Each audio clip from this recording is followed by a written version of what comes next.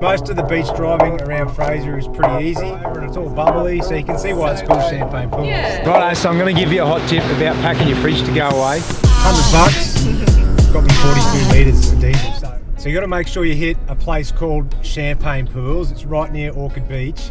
It is fantastic, isn't it? So much fun. Oh. Definitely recommend going on low tide with little ones because you don't get those massive waves coming over. The water's not as deep. Yeah, the water's not. And the kids had the best time. It was so fun. It's so cool. It's got like, you got Indian Head on one side and then Waddy Point and Orchard on the other. Big stretches of beach, and then there's this rocky outcrop that just like a lagoon. And I don't know, the waves come over and it's all bubbly, so you can see why it's called Champagne Pools. Yeah. So this is our first campsite on our Fraser trip. We have just spent 4 days at Eurong. Oh, actually a few more because the weather got pretty bad. So we toughed it out there, which was good because it was absolutely torrential rain. But this one here, this is called Marloo Bay out the back here. So there's a camping zone just after Orchard Beach that runs along the whole stretch of the bay, and you can choose from anywhere you want. You just book the zone. So it's $26.20 for a family. Check it out, pretty much absolute beachfront, just off the back of the dune. And the good thing is we're just sort of tucked away, so we're out of the wind a bit. Pull up, find a spot. I'm gonna get up now, I'll show you our setup. These swags, they've been in those cargo bags up the top there for like 4 or 5 days of torrential rain. So we'll be able to see just how dry they are after living in those on the roof. So 4 days of torrential rain, they've been up here, and I'll just pull them out. And they are pretty much bone dry. A couple of drips of water from where I cracked the top of the swag bag. Bloody good thing. So we'll pass these down, rip the other one out, get them set up.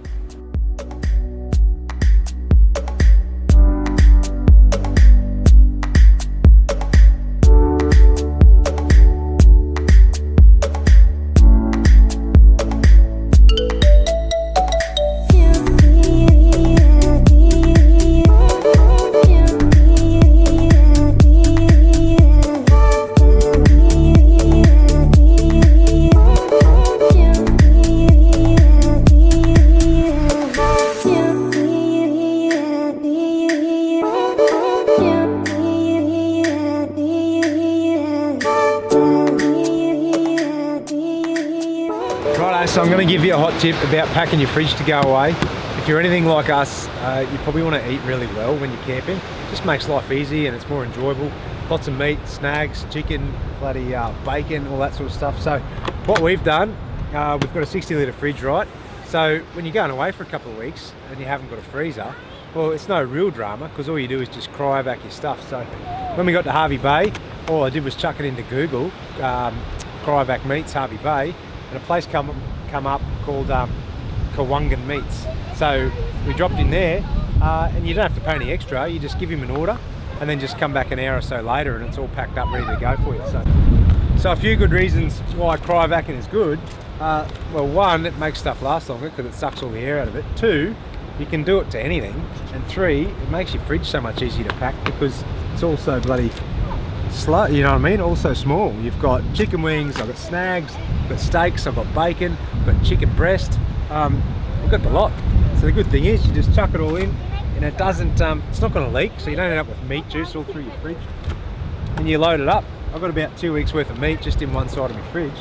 And we can eat well, we can be happy, we can enjoy our camping trip. So good tip. So what's going on here? And we love our coffee, and it's still so important for me to have one every morning. So got one of these. This is stovetop espresso. They're heaps easy to use. Good thing. I'm going to show you how it's done, but basically pop some water and coffee in here, whack it on the stove, and you enjoy your morning brew with this.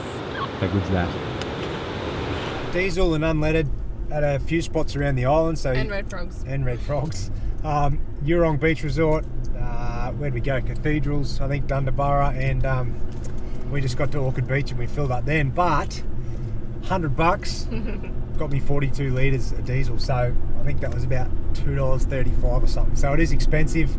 If you've got a long range tank, fill it up at Hervey Bay, and maybe if you plan on doing a lot of driving, you could bring some jerrys over or something as well if you've got the room. But the facilities are here, and all those stores too sell grog as well. It's around $80 a carton for a carton of beer. But that's island tax, eh? So most of the beach driving around Fraser is pretty easy. There's only a couple of notorious sections, and you just got to be careful when you hit them.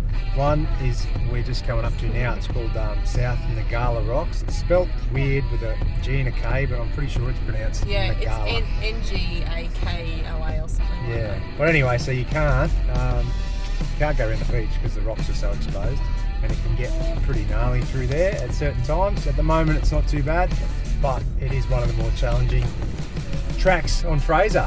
And you'll only find it if you're heading up to the Sandy Cape. So we'll go through it now and give you a look. Jesus, time.